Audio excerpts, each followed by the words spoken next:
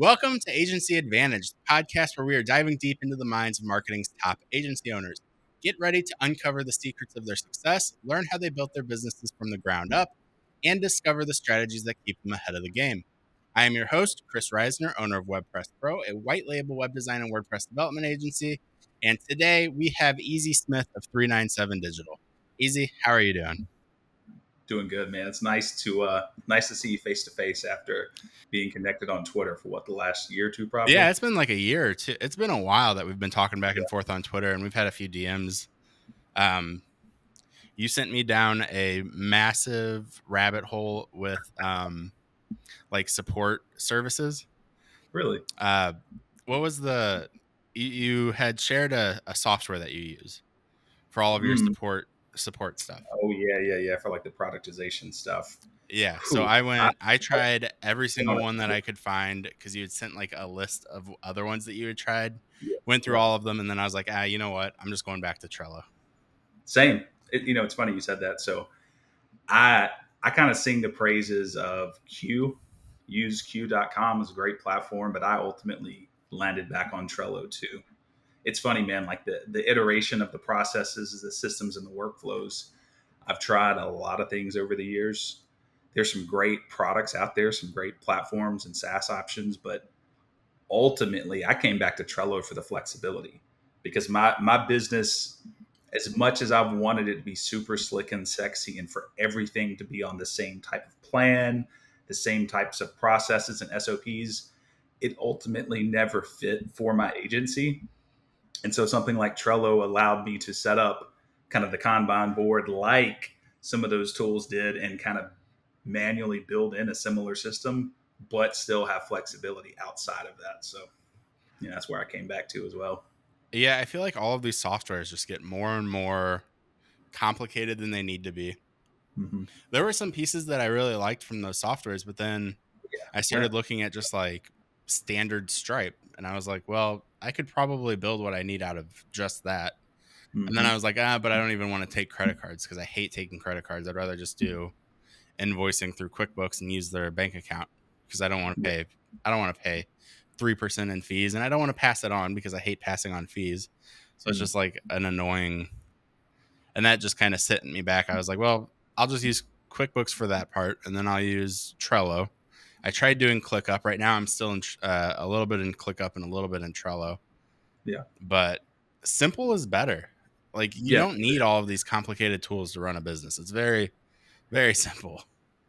I think it depends on too what your model is, right? Like, so I have some subscription clients right now on monthly plans that are a great fit for some of those more like productized focused tools like we've talked about.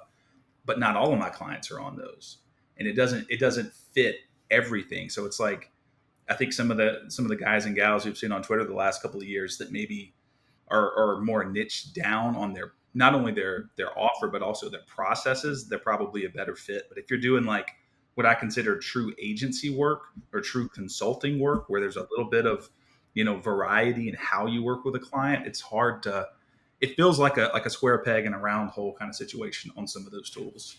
Whereas like a Trello or Asana or just like a more vanilla kind of project and task management just seems to be the move. Yeah.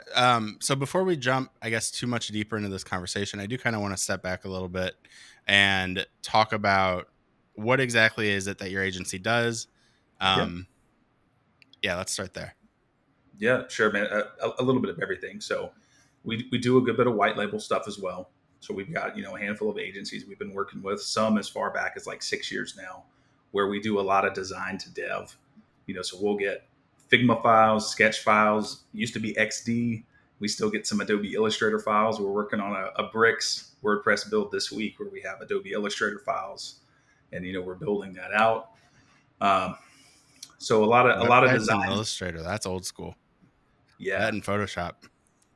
Surprisingly, man, I don't think anybody else on Twitter still works with that kind of workflow like we do here. But surprisingly, I have found like some really good relationships over the years with kind of more old school branding and creative agencies. So they're guys that are in their later 40s or maybe 50 who run like really nice agencies in their markets, but they come from a little bit of an older school branding and design process, and the workflow and the tools kind of match that. So that's just something I've supported for a long time. I will say it's been difficult for me to bring on more development talent to my team because I'm only 35, but you know, a developer who might be my age or a little bit younger who they don't even have Creative Cloud or Creative Suite. I need a Figma file or maybe a Sketch file to be able to get the assets out of. Whereas, man, at any given day, I've got Photoshop open, Illustrator, Sketch, InDesign sometimes, like support all of it, which has been good for my flexibility and for those partnerships I have. But it's been kind of weird to build better processes around that, honestly. Yeah, I mean, I always say that the best tool for the job is the tool that gets the job done. So Yeah. like for video editing, I was really big into Final Cut Pro. But with Mm. this podcast, there's a program called Autopod that only works with Premiere Pro. Well, Mm. I'm not gonna spend hours editing this podcast whenever I can throw it in the software that's gonna Yeah. knock it out in 5 minutes Yeah. just because I don't like Premiere Pro. So I'll fire up Premiere Pro and do the editing, and I had to, learn a new tool, but Mm-hmm. it honestly, like, it just makes you more versatile in the long run. Well, that's kind of my brother always tells us and always jokes. I've got an older brother who's a metal fabricator, an automotive builder, and he always jokes with me anytime we're like tinkering on something. He's like, use the right tool for the job, and I've always kind of thought about that and how that applies to like the art industry, for example, is the right tool. To your point, could be the one that you're familiar with or the one that you know, right? And so sometimes I think about this from like an entrepreneurship side all the time. You hear the advice: standardize, create standard operating procedures, document this stuff. That's always interesting because if you have a diverse background in tools, processes, workflows, the SOP in your head can be get it done however it needs to get done. But it's hard to write that down. Like I've got a developer on my team now. I had him working on a brick site earlier that we need to get done this week. He doesn't have Illustrator. So like for that real example, the design files for that site are in Illustrator. The best I can give him right now is a PDF of the site to at least get going on it a little bit. There's no way to build a good SOP for that. The ideal, blue sky SOP for that would be, at 397 Digital, we'll do design to dev, but you have to have a Figma file that's properly set up, and we'll take it and then we'll run it through our standardized process. And instead, the process is, hey, we're flexible. We can work with pretty much whatever you've got. Send it over. I'll figure it out. I'll divvy it up or get the assets out however I need to. It's like I shared something on Twitter, I think yesterday or the day before, was like I was preparing and exporting SVGs from that Illustrator file for that project. That's just part of the game, at least in my world and my experience. Well, especially with white label, I mean, you've got to be able to Yeah. meet the agencies because they're the ones bringing all of the clients. And so Mm-hmm. you kind of have to bend to their will, whatever it is, because they're not Yeah. going to change their process for you. They're just going to find somebody else to do it. Yeah, absolutely. And that's a good point. That's why it's funny. So I've been active on Twitter or X, whatever, since like February 2022. And I think for a while, I kind of got painted pretty heavily as like an Elementor guy. That's how I And met you. You were Elementor and you were WordPress Rockstar, yeah, the W Rockstar. both Yep. of which I had very strong opinions about. I But I do. like you a lot. You know what's funny, man? I did too. And I did it for a reason and it worked. At the end of the day, we're marketers and salespeople. Yep. So you got to get attention. So it worked. And you saw I transitioned out of that. Yeah, I saw that. Uh, but like with the Elementor stuff, for example, I've been a designer and developer for 17 years now. So at the end of the day, if you look through my entire resume and history, it doesn't really matter what the tool is, right? Talking about using the right tool at the right time to get the job done. Elementor really exploded for me in 2018 because of the teams I was working with, the agencies I was partnered with. And when you go look at it, it's like it's built with Graph or Elementor. It started shooting up in 2018 and it's kind of peaked a little bit now. But Yeah. I rode that wave because of the market, right? So it wasn't like, I think this is the greatest tool that's ever been created. It was, hey, this is a tool that's getting the job done. The people that are sending me money are asking for it. They want to support it. They're using it for their clients. Some of their internal guys and gals use it and are learning it. So I rode that wave, as long as I could, as long as it made sense from a business perspective. And that's one of the things, if you do read my content, I talk about that a lot. It's like there's a business side to this. And I know you know that, but there's a business side to this design and dev stuff. It's not pure art. It's not pure creative expression. It's like to have a successful career as a freelancer, a contractor, a consultant, an agency owner, whatever it may be, you have to understand more of the business side of those things.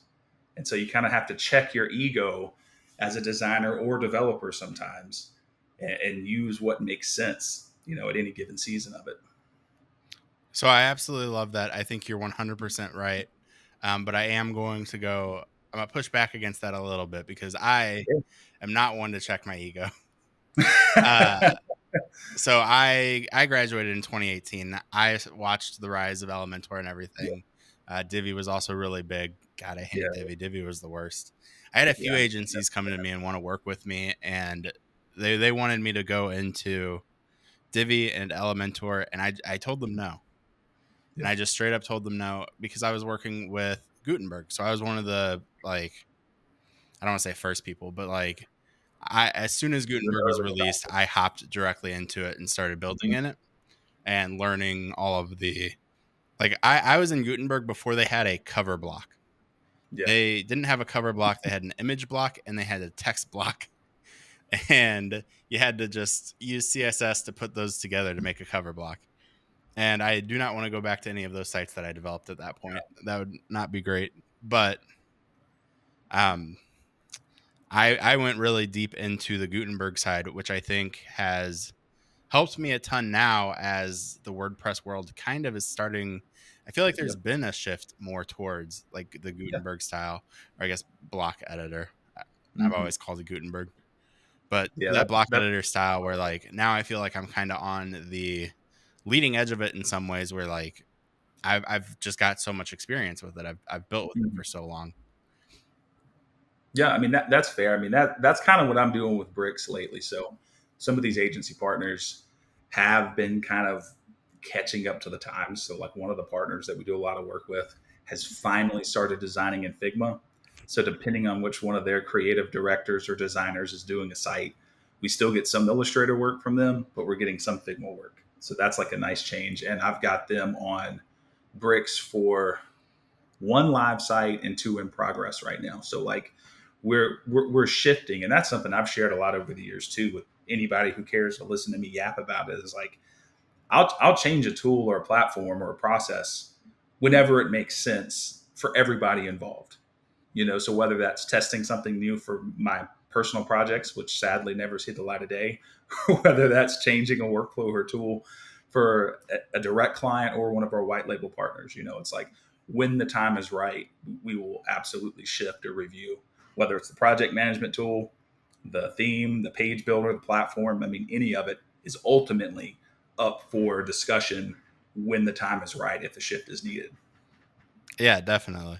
Um, I feel like I had kind of that same mentality recently with like full site editing Mm-hmm. and trying some new themes because I've been building in Generate Press for probably the last 3 or 4 years Yeah. because it's just such a good standard theme to be able to build on top of. And recently I tried full site editing. And my personal site's built on it. The WebPressPro website's built on it. But those are probably the only sites that are going to be built on it because once I got deeper into it and I started using it for clients, I realized a lot more of the hangups with it Mm-hmm. and had to come back to the method that I was using before because there were reasons why I had that method in place. And I Yeah. think the biggest thing really across all of this is being able to educate your partners, knowing the Mm-hmm. product and knowing what you're doing well enough to actually educate the agency on like, hey, this is why, like, you can't just be like, no, I'm not going to use Divi, Yeah. full stop. That's it. It's That's the the end of the core ethos. conversation. You've got to be like, hey, I won't use Divi, but here's what I will use, and here's the reasons why. Yeah. Performance and speed and user ease of use for the user and that type of thing. Yep. And that's one of the things that I was able to do, back in 2018. That's how I got one of my big partnerships. Was they came to me, they said, "Hey, I want to use this tool." I said, "Not a chance. Will not work Yeah. with you. But here's what I am using and here's why." And I was able to get them to understand the reason behind it. And that was a major partnership that we had for years and years, Mm. building the way that I wanted to build and being able to build some of the fastest and most successful websites that they had built. Yeah.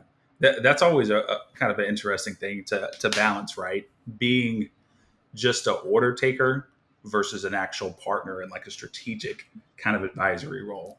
And I've done a lot of that over the years. And, sometimes seasons shift in my business where I'm like, I don't care, man. Let's just run it wide open. Whatever somebody needs, yeah, let's do it. And there's other seasons where it's like, no, to your point, hey, this isn't a good tool. We're going through that now. So I was meeting with my main dev earlier. We have a site that's been on Elementor for a couple of years. And that's for one of our longstanding agency partners. So it was during the phase where everything was being built with Elementor. But that site has a lot of custom code. Like it's got some pretty intense custom post type stuff and custom query stuff for events, archives, filtering, a lot of faceted search, faceted querying on the front end. And we kind of hit a point with it literally this morning, about 2 hours ago, where it's like we're trying to add another feature on top of the custom kind of events calendar that we built that fit the need 2 years ago and it fit the need a year ago. And we have updated it. And we just kind of hit a spot with it this morning where it's like, okay, the agency partner has requested some new features on it that at this point outgrow the original intention and trajectory of that custom approach. And it's time to start looking at maybe an events plugin that we add some extra fields and display things maybe in a custom way, but get some core functionality out of a better tool. And so that's a conversation. I've got to record a demo and send that off to them after we get off the call here. So it's like picking and choosing, staying the course, doing what somebody asks of you versus saying, okay, no, time out. We gotta stop and review this a little bit more. So yeah.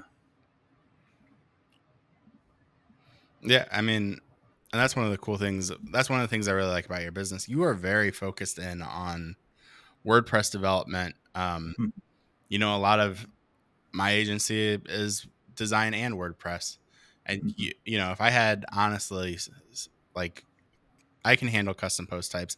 I know a lot about WordPress, but there's so many things that like you talk about that I'm just like, I don't know how I'd handle that. Like I would never would have coded my own event plugin Yeah. in any form. I would have immediately gone to the events plugin, and I could create a custom post type to show it, but I'm not gonna Yeah. build like that. Um, which I think is really cool. I love, one of the things that I've always liked about what you've been doing is that you're fluid in who you work with and how you work, like we kind of already talked about, but you Yeah. are very also like almost niched down in the sense of like it is WordPress development and WordPress support. Yeah. It's funny you said that. You probably didn't even notice. I just changed my Twitter bio for the little tagline to put design back in it. So I'm in a kind of a transitory period right now where I'm about to relaunch 397Digital as a more full featured web design agency. So I'm in the Birmingham, Alabama market, which is, a decent sized metropolitan area. So I'm about to relaunch that here and bring design back into it just for what I want to achieve out of the business. Um, and that's been an interesting kind of road to get there, to your point, because we have been niched down for so long, right? We've had a sweet spot. I haven't had to sell much. I mean, I'm sure you probably hit it. I don't have a website up for 397Digital. I haven't had a real website up in years because I don't need one. We've got some corporate retainers that have been running since 2019. We've got a handful of agency partnerships, some that go back 6 years. We get a new direct client every once in a while. We got a couple of direct clients this last week from referrals from Twitter, of all places. So I've kind of built my business off of recurring revenue, not in the super sexy, slick way people share MRR screenshots on Twitter, but on like the old school, do good work and build relationship way that I preach about.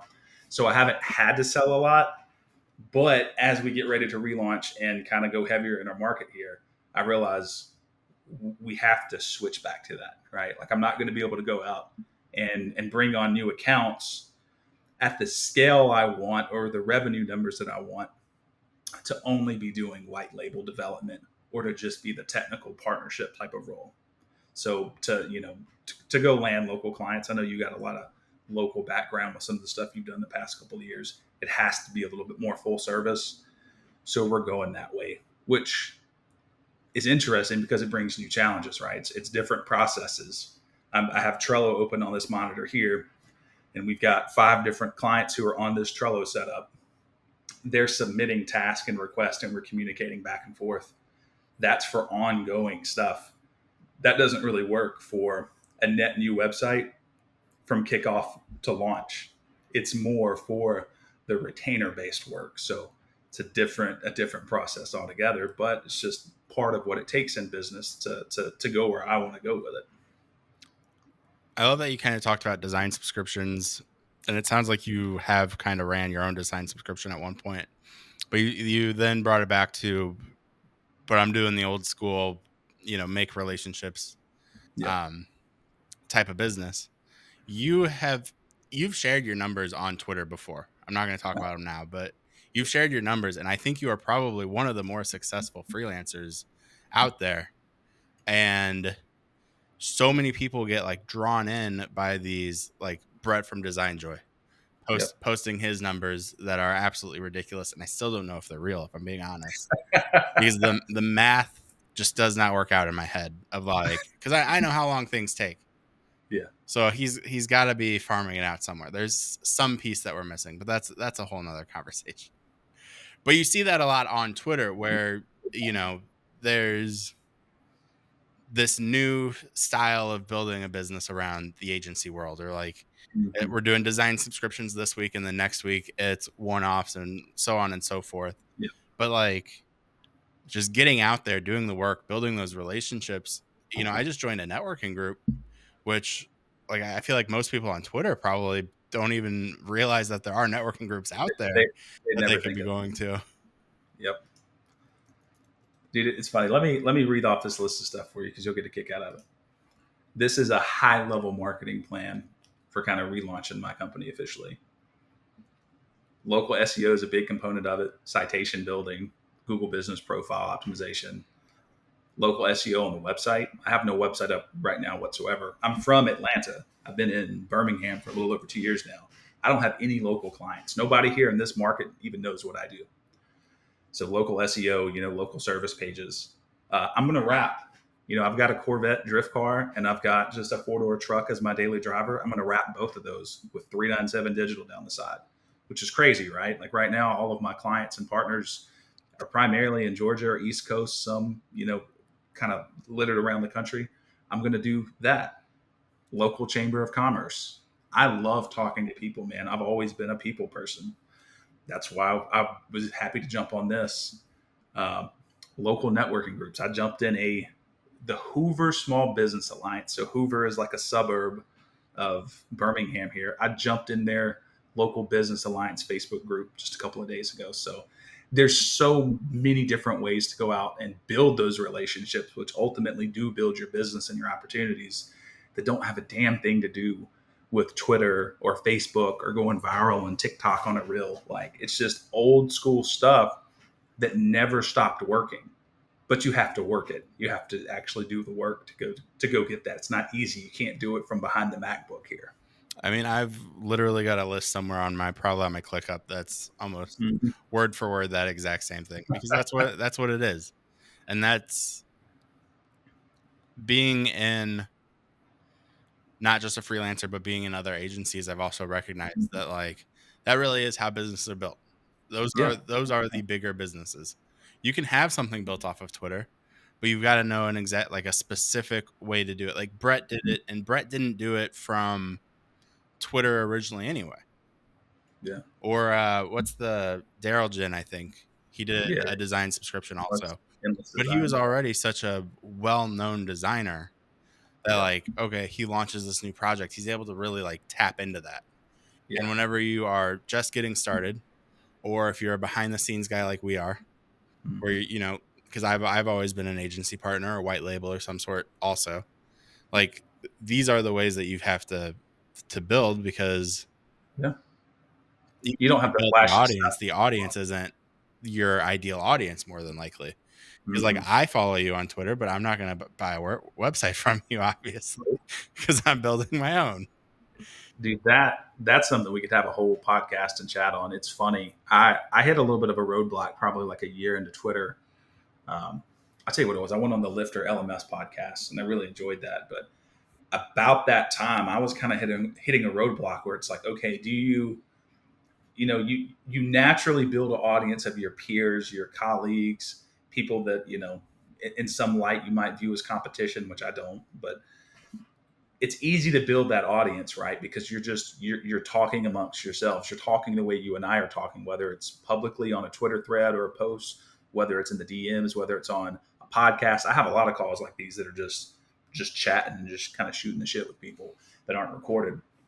It's easy to end up building a good internet relationship of your peers. And you see a lot of people switch gears and go like, okay, I'm going to do a course. I'm going to do a training. I'm going to do an ebook. And I've thought about that, but there's some part of me, I don't know what it is. There's some innate part of me that just doesn't feel great about that. Like I did a consulting call for a peer a couple of weeks ago, and it was cool. But at the same time, it's like I feel better for some reason when I go to sleep at night. I feel better selling and supporting my clients versus trying to do stuff for my peers. But it's easy to build up an audience of your peers. Now the catch there, which takes some long tail time to really catch up, is when you do that, you'll get referrals from your peers, right? So I've got a partner for another agency we're trying to get off the ground. That's maybe like a $40,000 deal. That referral came from somebody who's in my network. We're buddies off of Twitter now. We've done just some casual calls like this. That lead didn't feel like a good fit for him and where he was going with his business, so he kicked it over to us. And my partner and I have been on sales calls with that potential client for a couple of times now, and like that's not a direct thing. And I always tell people, I know I'm rambling a little bit, but I do have a point.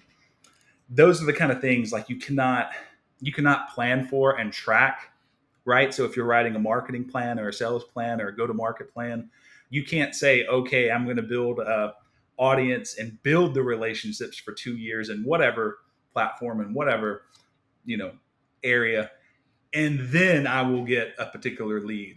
It just happens organically. And that always comes back down to the relationships. Like when you meet people, you're authentic, you talk to them, you connect with them, you care about what they have to say, they care about what you have to say. Over time, you never know when it's going to happen, but over time, a door will open and good stuff's on the other side of it. But it's not a slick plan. It's not sexy. It doesn't look good on Twitter. You just have to do it. I think that's something that a lot of companies miss about social media as a whole. And so I was just on a podcast that released today. Was with Mike Spakowski, and we talked a lot about AI because that's something that he was talking about on LinkedIn. Yeah. And one of the biggest things that I think businesses miss, especially with AI, is like whenever you're using AI for your social post, you are holding your business back because you're not giving an authentic representation of your business.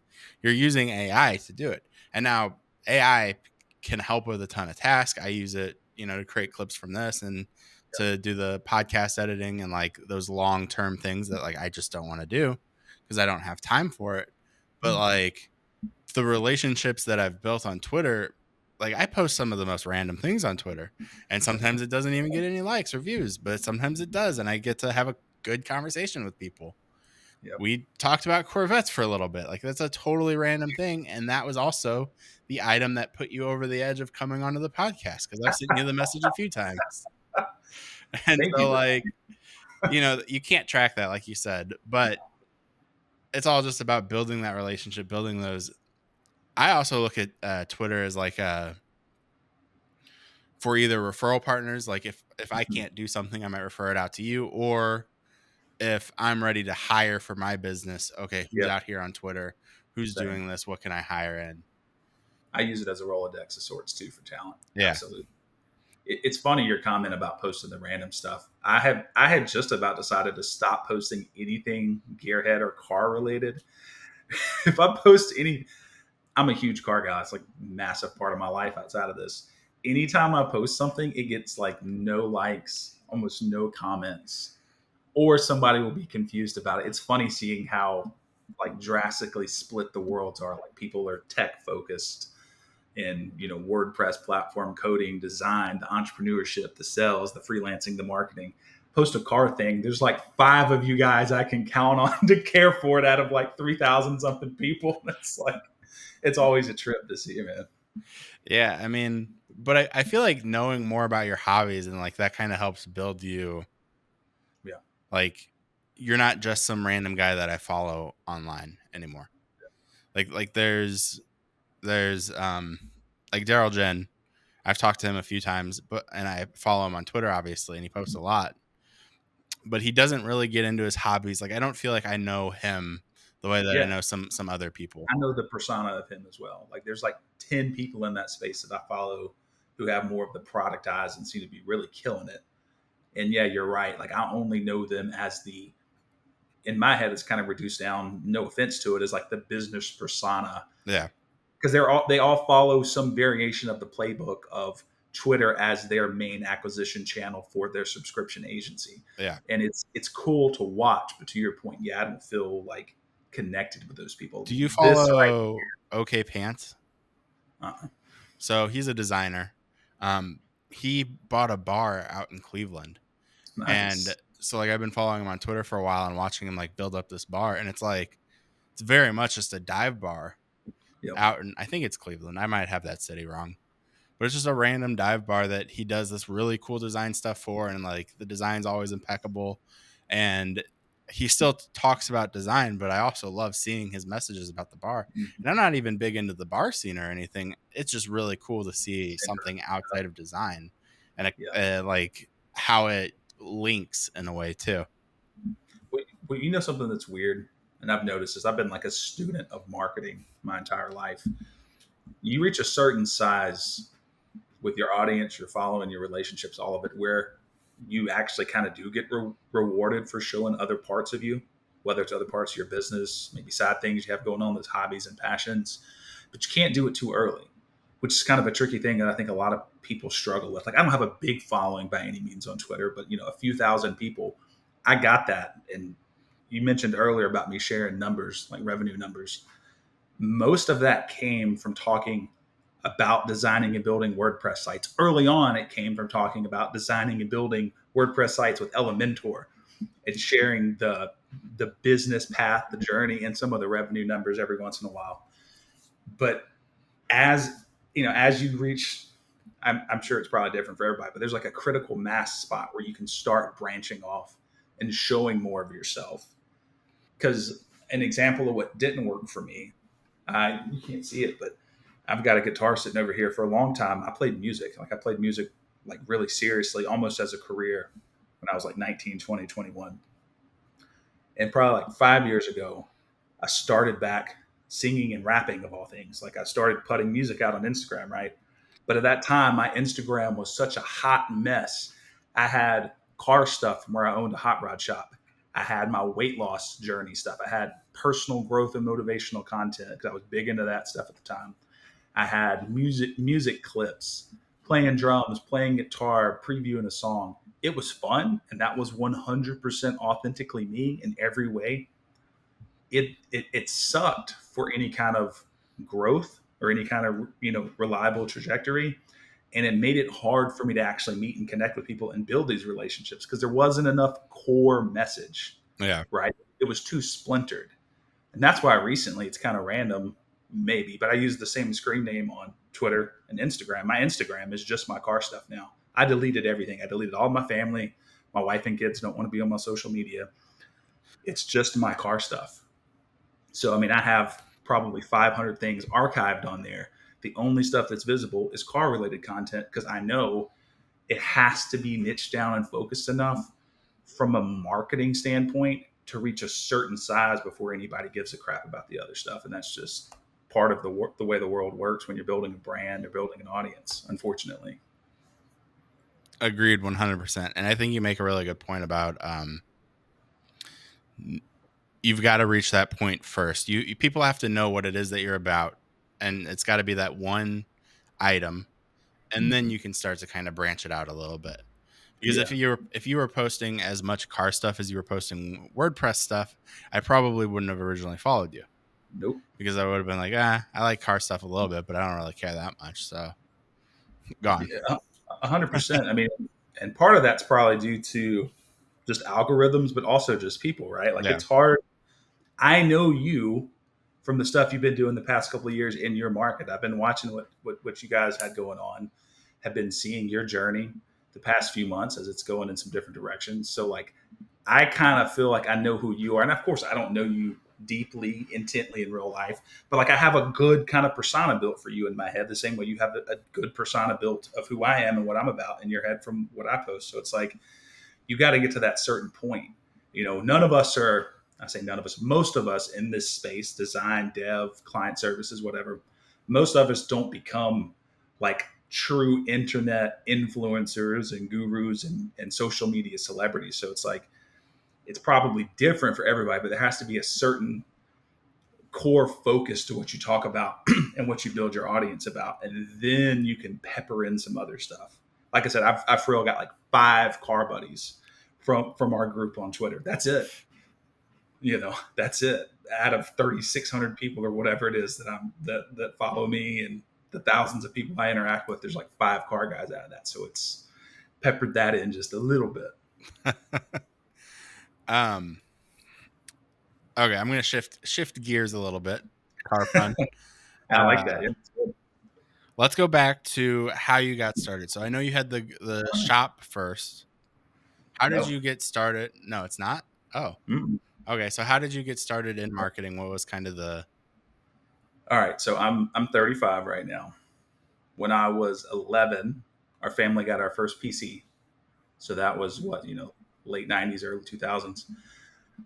We got our first PC.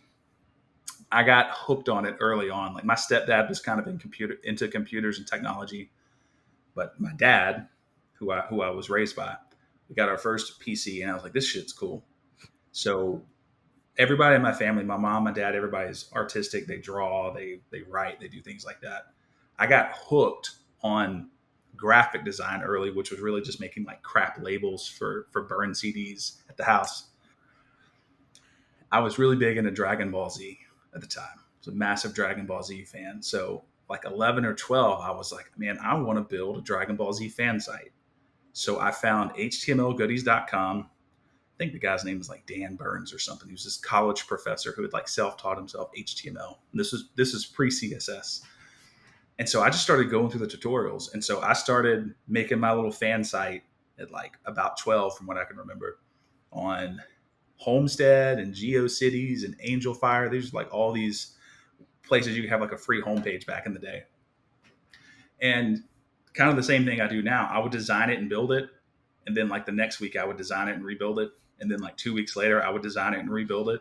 And I would just steal content from people because that's what people did back then. Like I wasn't writing content. We would like I'd have like a photo gallery that I would just collect from other sites and like, stats on characters and stuff. And I would just design and build it and design it and rebuild it. And I did that probably until like high school. So for what, 3-4 years I did that. And then I got my first little taste of freelancing when I was 14. Did my first paid project.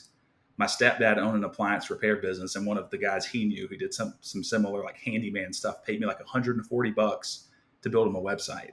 And I was like, oh shit, this is cool. So in high school, I freelanced a little bit. And when I graduated high school, I went to study graphic design at SCAD in Savannah briefly. which that's a damn good school. Yeah, great school. Very expensive. It's $40,000 a year. Yeah. I stayed for a quarter. I come from like a pretty low income family with very modest upbringing. So at 18, I was looking at the financial statements and the student loans that my dad had signed, and I was like, this is not for me. So I went and deregistered myself at the end of that first quarter, packed all of my shit into my Nissan 240SX small 2-door car, packed all of my stuff back in it, and drove from Savannah to Atlanta, where my older brother was living, and crashed on his couch. And I think within like the first month or two, I was on Craigslist looking for web design and development jobs. So I, 18, moved to Atlanta, started freelancing. This was long before WordPress. This was all just like HTML, CSS stuff by then. And I never really looked back. So from like 18, 19, 20, freelancing anywhere I could, small hourly things, contracts here and there. At 20, I got my first like big boy job. So I was playing in a band full time. We were doing like the Atlanta show scene. We're talking about moving to New York. I got a job as a UI designer at a software startup in Atlanta. Got paid $60,000. I was 20 years old. This was 15 years ago. So I went from being like broke, stringing together freelance projects to having a $60,000 salary. So I was like, holy shit. So I started paying for the rehearsal space for the band. I was all of a sudden balling out. So Yeah, I that was got like those from guys. that was kind of like the shift. It was like, do I keep playing music and like pursue that, which probably would have been awesome, but I would have been broke, or do I like double down in my career? So I worked at that startup for like a year and a half, 2 years, ended up going to other agencies, contracting, consulting, started my first agency, I think at like 23, 24, did some pretty sizable projects, tried different things. That's when the shop came into play though, because I had a little bit of money then to play with and my expenses were still low. Wasn't married, didn't have kids. I was sharing a cheap apartment with my brother. So that's where the shop came into play. And we did that. It was like a side thing for me, but we did that for like 7 years before I eventually left, moved back to Atlanta, because by that time we'd ended up in our hometown, which was like an hour south of there. Moved back to Atlanta, got a web director role, did that for a couple of years, left there, transitioned back to what became 397Digital in August of 2018 was when my wife and I officially started this. So it's been, and that's the condensed version because I don't want to ramble for 20 minutes, but that's kind of like the condensed way I got started. So you had multiple design positions and development positions Oh, at yeah. other companies. What made you want to get into? I mean, you were already freelancing when you started, but what made you kind of go fully into 397Digital? I hate full time jobs. Just at my truest core, it's just against who I am. So my dad is self employed. My grandfather, my dad's dad, was self employed. My stepdad and mom have been self employed. They've owned an appliance repair business on the north side of Atlanta for like 20 something years now. My older brother has came in and out of it. So it's like everybody around me that I learned from and grew up with kind of controlled their own destiny or journey like that. So it was just like kind of born into me.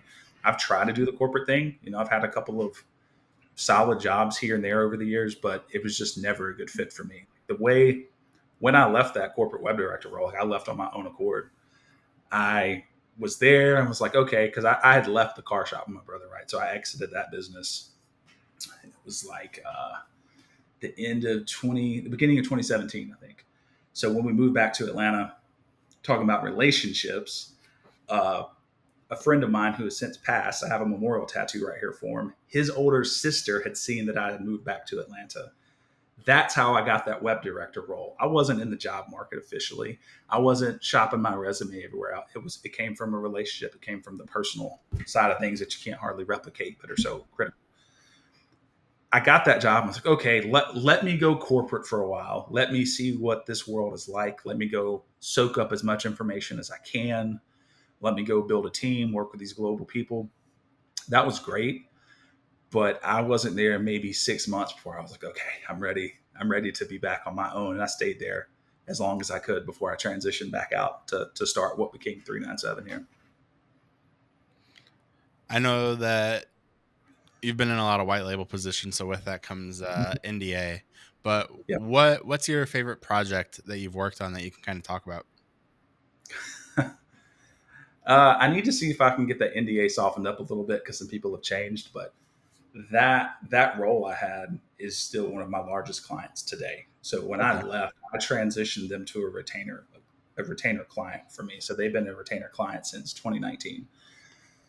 That has been kind of like the lifeblood of the business the last few years. The agency partnership stuff is cool. We do a couple of things for direct clients. I'll tell you one of my favorite projects. It's nothing crazy. Is this website called daffyducks.com. It's a pretty simple Elementor built site. I like this though because this guy's one of my good friends. He was also one of my very first clients. When I said I was meeting clients off of Craigslist and stuff when I was 18, 19, I rented a storage building from this drive up place called U Store It in Norcross, Georgia, which is just outside of Atlanta. This guy was hustling. He was like the regional manager for the storage facility and was running this air duct cleaning business out of the front office. He was one of my very first clients. I built his website as like a static HTML website way back then. And over the years, he's came back and we've done work together. I think it's been about a year now. We did a quick redesign and launched this Elementor site for him. That's one of my favorites because it really speaks to the power of relationships and the longevity of those relationships. Because this guy has officially been a client for almost my entire career. It's not consistent. It's not like, oh, I make a crap ton of money from this guy, but he's just a good guy. I know him. I know his family. I know his kids. He knows my family. He knows my wife, my kids. And it's one of those things like you don't know where it's going to go. But I met this guy 17, 18 years ago now and have done work for his branding and his websites off and on over that period of time. And that's just so incredibly cool to me that I get to do that. That's awesome. So that's going to kind of wrap up this episode. I've had a great time. I love being able to get to talk more about WordPress, especially because usually the people that I'm talking to are a lot more into marketing as a whole versus WordPress. So this was a ton of fun. Where can everybody find you? Twitter. What's your username on Twitter? EZSmith 397. Perfect. And then I guess I've been on your website, but you don't have much up. You've only got the main. I'm designing one now. We'll see if I have time to launch it. Okay. Well, whenever that comes around, we can maybe do another podcast. Absolutely, man. I'd love that. But awesome. Thank you again. This has been another episode of Agency Advantage, and we have new episodes every Tuesday at 7 a.m.